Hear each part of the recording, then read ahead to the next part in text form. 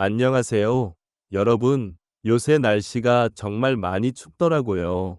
겨울이니까 당연히 추운 거겠지만, 이렇게 추운 겨울이 되면 예전에 한겨울 엄동설 안에 자식들 키우며 고생하셨던 어머니 생각이 많이 납니다.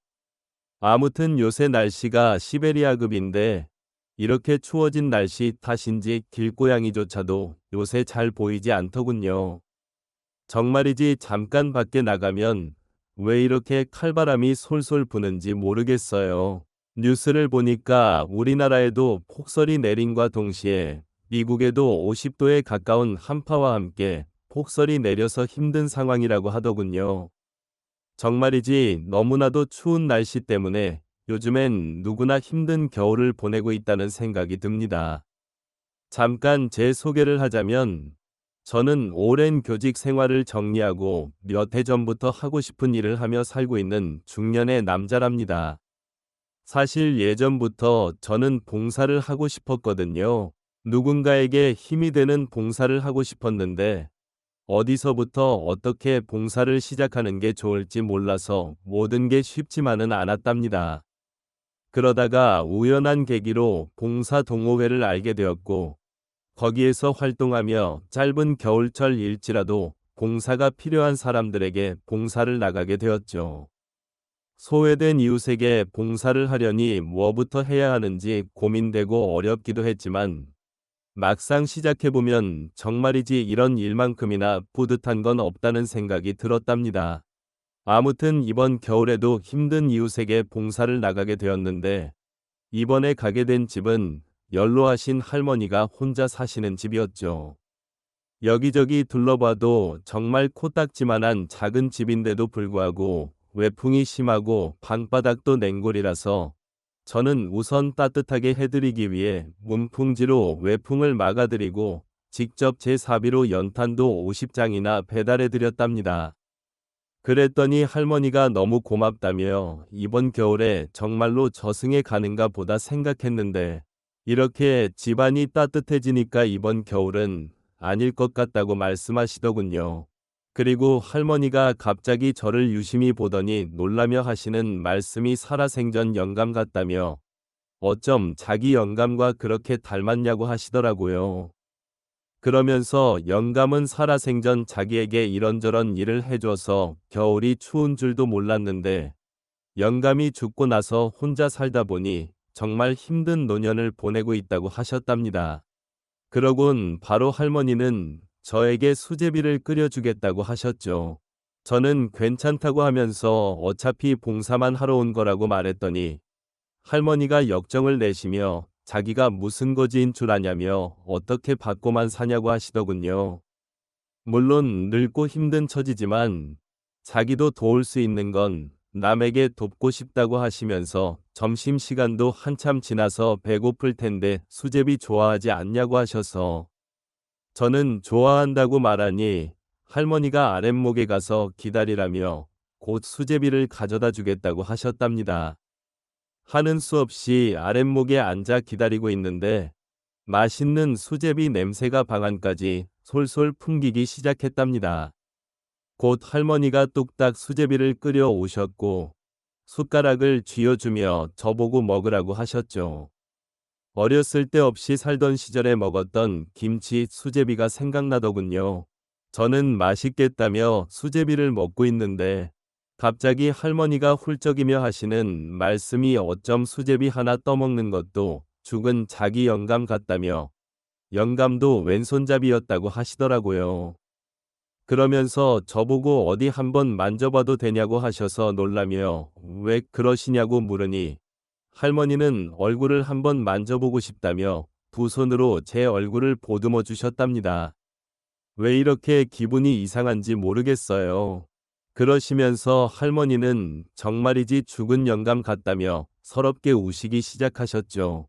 잠깐 기다리라며 얼른 앨범을 꺼내오시더니 제게 사진 한 장을 보여주셨는데 정말 제가 그 사진 속 할아버지와 많이 닮았더군요. 그래서 저 또한 할머니께 정말 신기하게도 제가 그분과 많이 닮았다고 말씀드리니 할머니가 어제 꿈을 꿨는데 영감이 나타나서 조금만 기다리면 곧 찾아간다고 했다고 하시더군요. 그러니 할머니는 제가 찾아올 줄 알았다고 생각하신 것 같다고 하셨답니다. 할머니는 갑자기 제 히프를 손바닥으로 툭 치시며 영감 젊었을 때랑 탄력이 똑같다면서 궁둥이까지 닮았다고 하시더군요.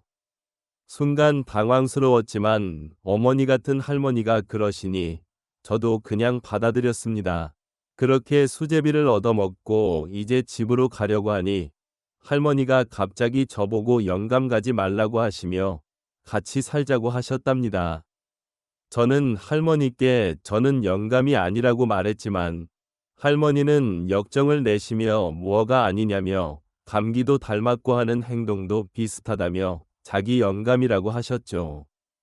그러면서 오늘 하루는 같이 보내자고 하셨고 저는 하는 수 없이 아내에게 전화해 집에 못 들어간다고 말했죠. 다음 날 할머니는 제게 영감이랑 사니까 너무 좋다며 앞으로도 지금처럼 이렇게 살아가자고 하셨답니다. 저는 아무리 영감이 아니라고 말씀드려도 할머니는 저를 죽은 영감으로 생각하셨습니다. 안 되겠다 싶어 할머니가 낮잠을 주무시는 사이 그 집을 빠져나왔죠. 그렇게 집으로 돌아왔고 잠이 들었는데 아침에 갑자기 우리 집이 소란스러워졌습니다. 아내의 비명소리가 들렸죠. 놀란 마음에 방으로 나가보니 아니 글쎄 그 할머니가 우리 집을 찾아와서는 제 아내의 머리끄덩이를 잡으며 당장 자기 영감을 내놓으라고 하시는 겁니다. 아내는 그런 사람 없다고 말했지만 할머니는 여기 자기 영감을 숨겨놓은 줄 모를 줄 알았냐며 소리쳤답니다. 저는 할머니에게 다가가 손을 놓으시라고 말했더니 할머니는 영감이 없어져서 자기가 너무 외롭다고 하시더군요. 저는 할머니께 조금만 기다리시라고 말하며 아내에게 할머니가 사정이 이렇다고 설명했죠. 아내는 그래도 다 늙은 할머니라 안심이 되었는지 며칠간만 다녀오라고 하셨습니다. 그 뒤 저는 할머니를 데리고 나왔고 할머니는 제 팔짱을 끼며 여기저기 데이트하듯 시장도 가고 정육점도 가며 정말 데이트 같은 기분을 내기 시작했죠. 그러다가 시장 상인 한 명이 저를 따로 불러서 하는 말이 저 할머니가 치매가 있으니 알고 데리고 다니는 거냐고 하더군요. 저는 치매가 있는 줄 몰랐고 정신이 멀쩡해 보이신다고 말했더니 상인은 자기 가게 올 때도 물건을 살 때 돈을 안 냈으면서 냈다고 말한 적이 한두 번이 아니었다고 했답니다. 그 말을 들으니 할머니가 혼자 사시는 게 여간 힘들지 않겠구나 싶었죠. 며칠간 머물렀던 할머니 집에서 그 말을 하시고는 할머니는 그렇게 떠나셨습니다. 아직 다 떼지 못한 연탄도 많이 남았는데 이렇게 빨리 가실 줄이야. 그런데 할머니가 저로 인해 잠시나마 행복했다면 이번 겨울 봉사도 나름 의미가 있었던 게 아닐까 하는 생각이 듭니다. 요즘도 봉사를 종종 하고 있는 저지만 이제껏 봉사해온 많은 사연 중에서 이 할머니가 가장 특별하지 않았나 생각해 봅니다. 아직도 신기한 건 그 할머니의 죽은 영감님과 제가 정말 많이 닮았다는 게 여전히 신기하게 느껴지네요. 정말 제가 봐도 많이 닮았거든요. 그 할머니는 뭔가 좀 다르다고 해야 할까요? 아무튼 더 애틋하게 다가왔던 건 사실이었습니다. 이야기를 들어주셔서 감사합니다.